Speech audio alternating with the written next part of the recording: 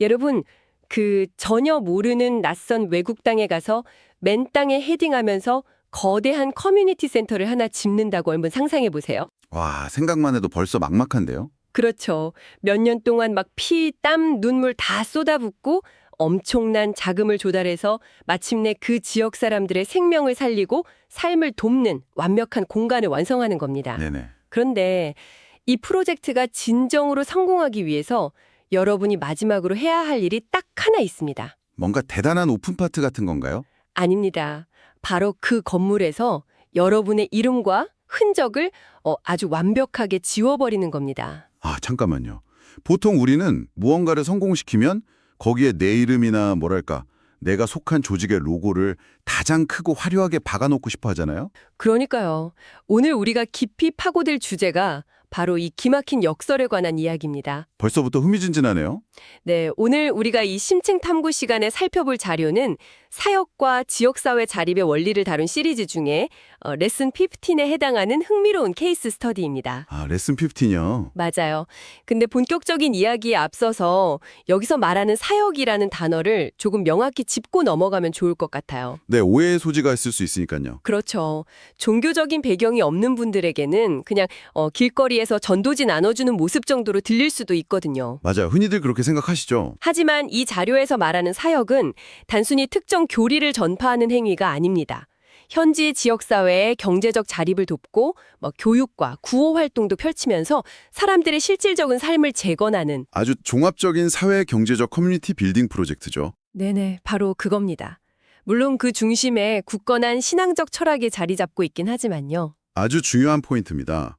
이게 종교적 사명에서 출발하긴 했지만 그 결과물은 지역사회 전체를 먹여 살리고 보호하는 일종의 거대한 사회적 인프라로 작동하게 되거든요. 맞습니다. 그래서 오늘 우리의 목표는 이 낯선 외부의 프로젝트가 어떻게 현지인들의 심장에 새겨진, 그러니까 우리 동네의 자랑 같은 공공 브랜드로 변모하는지 파헤쳐보는 겁니다. 그 구체적인 메커니즘이 이 자료에 아주 생생하게 담겨 있죠. 그럼 이 흥미로운 과정을 브랜딩이란 관점에서 한번 들여다보죠. 어떤 낯선 조직이 새로운 지역에 뿌리내리기 위해서 가장 먼저 거치는 단계가 뭘까요? 아무래도 이름을 정하는 거겠죠. 정답입니다. 저는 이 자료를 보면서 진짜 신선했던 게 있어요. 이들이 이름 짓는 걸 단순한 간판 달기 수준이 아니라 고도의 선교적 관점을 담은 브랜딩 전략으로 재해석했다는 점이거든요. 아, 그 부분 정말 인상적이었어요. 자료를 보면 초기에 이 건물을 세운 창립자들이 처음에는 외부의 자신들의 정체성을 아주 뚜렷하게 보여주는 코리아 미션이라는 거대한 간판을 달아놓습니다. 네, 아주 흔하게 볼 수 있는 모습이죠. 그런데 어느 순간 그 간판을 아주 과감하게 떼어버립니다. 외부에서 온 구호단체들이 가장 흔하게 하는 실수 중 하나가 바로 그 간판을 고집하는 거거든요. 우리가 너희를 도우러 왔어 라는 걸 끊임없이 상기시키는 거죠. 맞아요. 약간 생색내는 느낌이랄까요? 그렇죠. 이 코리아 미션이라는 간판은 현지인들 입장에서 보면 일종의 보이지 않는 선을 긋는 역할을 합니다. 도움을 받는 수혜자와 도움을 주는 시혜자의 권력 구도를 건물 외벽에 딱 박아놓은 셈이니까요. 이건 정말 고마운 일이잖아요. 그럼요. 평생 은인이죠. 근데 만약 그 친구가 저를 만날 때마다 그때 결제했던 영수증을 식탁 위에 딱 올려놓고 밥을 먹는다고 생각해보세요. 세상에 아무리 맛있는 밥이어도 바로 체하겠는데요? 제 말이 그겁니다. 글로벌 기업들의 해외 진출 전략도 똑같거든요. 거대한 다국적 기업이 아프리카나 남미의 작은 마을에 들어가면서 막 자신들의 낯선 외국어 로고만 고집하면 현지인들은 당연히 심리적인 거부감을 느끼죠. 네, 맞아요. 그러니까 코리아 미션 간판을 떼어낸 건 단순한 이름 변경이 아닌 거예요. 우리가 이만큼 훌륭한 일을 했다는 창립자들의 에고를 완전히 내려놓은 거죠. 맞습니다. 철저하게 현지 주민들의 편안함과 그들의 언어를 최우선으로 둔 제가 볼 땐 최고의 브랜딩 전략입니다. 그 영수증 비유가 진짜 이 상황의 핵심을 완벽하게 찔렀네요. 실제로 간판을 떼어낸 뒤에 그들은 그 공간의 이름을 현지 리더의 이름을 따서 지어주잖아요. 네, 아주 따뜻한 이름으로요. 자료의 첫 문장이 이 변화의 결과를 아주 명쾌하게 요약해줍니다. 진정한 성공은 마을 사람들이 그곳을 저 멀리 외국에서 온 그 교회라고 부를 때가 아니라 우리 파울로 선생님의 센터라고 부를 때 완성된다고요. 와, 우리 파울로 선생님의 센터. 이 몇 음절 안 되는 단어가 사람들의 인식을 완전히 뒤집어 버리는 거네요. 그렇죠. 외부에서 이식된 프로젝트가 현지의 내부 자산으로 전환되는 심리적 스위치가 바로 그 이름에서 켜진 겁니다. 근데요, 약간 현실적으로 생각해보면 아무리 간판을 현지식으로 예쁘게 바꿔 달았다고 해도 하루아침에 변하진 않죠. 네, 막 마을 사람들이 당장 마음을 열고 그곳을 사랑하게 되지는 않을 거란 말이죠. 이 낯선 외부 세력이 세운 공간이 과연 어떻게 마을 전체에 굳건한 신뢰를 얻어냈을까요? 그 신뢰가 형성되는 과정이 참 극적입니다. 평화롭고 일상적인 시기가 아니라 가장 치명적이고 절망적인 위기의 순간에 이 브랜드의 진짜 가치가 증명되거든요. 아, 자료에 나오는 그 재난 상황 말씀하시는 거죠? 네, 맞습니다. 자료는 그 지역에 아주 끔찍한 지진과 대형 홍수가 닥쳤을 때의 상황을 아주 상세하게 묘사하고 있어요. 어휴, 끔찍하네요. 모든 것이 무너지고 마을의 정상적인 사회 시스템이 완전히 마비된 그 아수라장 속에서 가장 먼저 진흙투성이가 되어 사람들을 구조하러 뛰어든 사람이 설마 파울로였나요? 맞습니다. 바로 이 센터의 현지 리더 파울로였던 겁니다. 와, 재난 상황이라는 게 원래 진짜 사람의 밑바닥을 보여주잖아요.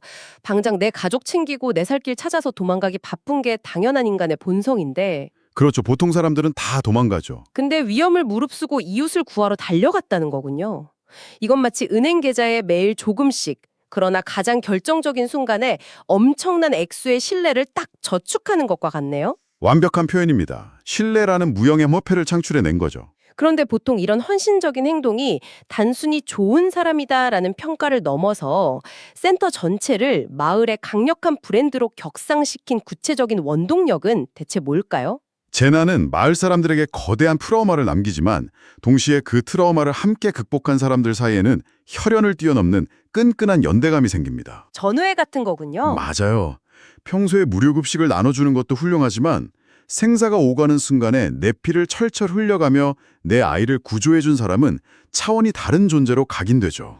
아, 진짜 가족이 되는 거네요? 이전 챕터에서 다뤘던 경제적 자립과도 가로 연결이 됩니다.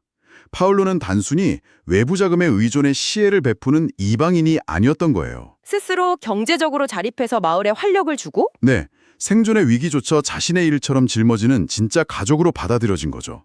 이 과정이 마을 사람들의 뇌구조를 완전히 재편성한 겁니다. 단순히 도움을 주는 기관이 아니라 생사를 함께 넘긴 존재가 된 거군요. 네, 제가 이 상황이 마을의 사회적 역학관계를 어떻게 바꿔놓았는지 아예 시각적으로 확 와닿는 구체적인 장면을 하나 묘사해 드릴게요. 오, 좋습니다. 어떤 장면이죠? 이 지역에 아주 큰 전통 축제가 열린 날이었습니다. 네네. 보통 이런 보수적인 촌락사회에서 열리는 고유의 축제나 제의적 행사에는 그 외부에서 온 활동가나 타종교의 리더는 완전히 겉돌기 마련이거든요. 아무래도 그렇겠죠. 배타성이 가장 강해지는 순간이니까요. 아예 초대를 못 받거나 구석에 조용히 있겠네요. 맞아요. 그런데 파울로의 경우는 완전히 달랐습니다. 축제가 한창 왁자지껄하게 무르익을 무렵에 마을에서 가장 권위 있는 원로들이 군중을 쫙 캐치고 그에게 다가갑니다. 와, 원로들이 직접요? 네, 그리고는 축제의 가장 중심, 그러니까 최고의 귀빈들만 앉을 수 있는 상석으로 그를 직접 이끌어서 앉힙니다. 세상에 대박이네요. 사람들이 그를 향해 깊은 존경의 인사를 건네고 가장 먼저 간 만든 풍성한 음식을 대접하죠. 아, 그건 정말 대단하네요. 철저하게 외부인으로 분류될 수밖에 없는 포지션인데 마을 권력의 심장부에서 그를 모셔간 거잖아요. 바로 그겁니다. 그 떠들썩하고 열기 넘치는 축제의 한가운데서 파울로는 더 이상 교리를 전파하러 온 낯선 종교인이 아니었습니다. 지진의 폐허 속에서 우리를 지켜준 영웅으로 본 거군요. 네, 마을이 가장 존경하는 어른으로 인정받은 겁니다. 이렇게 몸으로 부딪혀 얻어낸 존경과 신뢰의 장면들이 겹겹이 쌓이면서 그의 센터는 자연스럽게 온 마을이 칭송하는 독보적인 공공 브랜드가 된 것이죠. 마을 축제에 상석에 앉은 그 모습 하나가 진짜 100마디 슬로건보다 훨씬 강력하게 증명해주네요. 정말 그림 같은 장면이죠. 그런데요, 여기서 제가 자료를 보다가 하나 짚고 넘어가야 할 아주 흥미로운 모순을 발견했습니다. 어떤 모순인가요? 재난 현장에서 목숨을 걸고 증명한 신뢰 덕분에 마을 사람들의 마음이 활짝 열렸단 말이죠. 그렇게 평화가 찾아온 후의 센터 풍경을 보면 네네. 이 공간이 특정 종교를 가진 사람들만의 폐쇄적인 모임 장소가 아닙니다. 심지어 힌두교도나 무슬림 같은 완전히 다른 종교적 배경을 가진 마을 이웃들까지 거리낌 없이 찾아와서 어우러져요. 종교의 벽을 넘은 거죠. 잠깐만요. 청취자 여러분도 아마 비슷하게 생각하실 텐데 아무리 포용력이 중요하다고 해도 애초에 뚜렷한 종교적 목적을 가지고 세워진 센터잖아요. 그렇죠. 사역 공동체니까요. 그런데 다른 종교인들까지 아무런 제한 없이 수용하고 섞이게 내버려두면 원래 그 공동체가 지키려던 고유한 정체성이 희석되거나 흔들리지 않을까요? 어떻게 이게 무너지지 않고 유지될 수 있었던 거죠? 하하, 정말 핵심을 찌르는 아주 날카로운 질문입니다. 진짜 궁금하거든요. 보통은 자기들 방어하기 바쁘잖아요. 맞아요. 실제로 많은 종교기관이나 조직들이 바로 그 두려움 때문에 결국 높은 벽을 쌓고 자기들만의 성에 갇혀버립니다. 우리의 순수성을 지켜야 한다, 뭐 이런 명목화예요. 네, 배타적으로 변하죠. 하지만 파울로와 이 센터가 취한 방식은 완전히 그 반대였습니다. 벽을 세우는 대신에 보편적인 가치를 실천하는 데 모든 에너지를 쏟은 거예요. 보편적인 가치요? 네, 종교적 교리를 강요하거나 특정 의식에 억지로 참여하라고 요구하는 대신에 차별 없는 사랑, 구호, 굶주린저에게 밥을 먹이는 일 같은 인간의 가장 기본적인 연대감에 집중한 겁니다. 아, 그러니까 입장이 불가능한 어떤 자격조동 같은 걸 아예 없애버린 거군요. 정확합니다. 재미있는 건 이들이 정체성을 포기한 게 절대 아니라는 점이에요. 그럼요. 오히려 자신들의 신앙이 가진 가장 깊은 본질, 그러니까 조건 없는 사랑을 행동으로 보여줌으로써 가장 강력하게 자신들의 정체성을 증명해낸 것이죠. 말로 떠대는 게 아니라 행동으로요. 네. 센터의 일상을 한번 머릿속에 그려보세요. 한쪽에서는 힌두교도 여성들이 재봉틀을 돌리면서 기술을 배우고 있고, 마당에서는 막 무슬림 아이들이 축구를 하고요. 네, 센터 아이들과 뒤엉켜서 땀 흘리며 놀죠. 그리고 밥때가 되면 모두가 한 공간에 앉아서 같은 밥을 먹습니다. 이 공간을 지배하는 규칙은 특정 교리가 아니라 상호 존중이었던 거예요. 와, 듣고 보니 제가 애초에 우려했던 그 정체성의 희석이라는 잣대 자체가 너무 좁고 낡은 관점이었네요. 많은 사람들이 그런 착각을 하죠. 우리는 흔히 어떤 정체성을 엄격한 규율이나 배타성으로 증명해야 한다고 믿잖아요. 선을 그어야 안심이 되니까요. 하지만 힌두교도와 무슬림이 한 지붕 아래에서 안전함과 소속감을 느끼면서 밥을 먹는 그 살아 숨쉬는 풍경 자체가 네. 그 어떤 훌륭한 설교나 전도지보다 훨씬 더 압도적이고 직관적인 브랜드 경험이 되는 거네요. 사람들이 이 센터는 진짜구나, 우리를 있는 그대로 품어주는구나 라고 피부로 느끼게 만드니까요. 완벽한 분석입니다. 그들은 배타적인 룰을 강요하면서 사람들을 통제하려 들지 않았습니다.